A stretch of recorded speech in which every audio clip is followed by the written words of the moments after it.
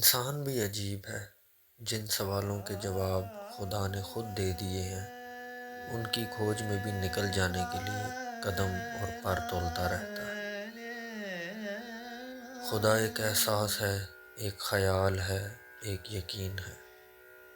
چاند کی چاندنی کو دیکھیں، چھو نہیں سکتے، کہیں جمع نہیں کر سکتے۔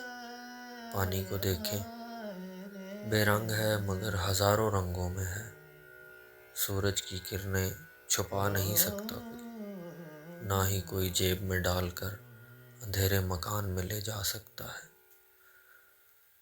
سوچیں ہیں پرواز میں رہتی ہیں، بس انہی کے درمیان کہیں کوئی وسوسہ، کہیں کوئی شک، کہیں کوئی عدم اطمینان کی کیفیت۔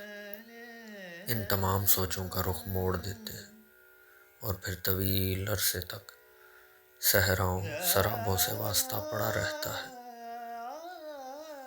انسان نہیں آدم بن جاتا ہے، جسے زمین میں بدن چھپانے تک کا ہنر نہیں ہوتا۔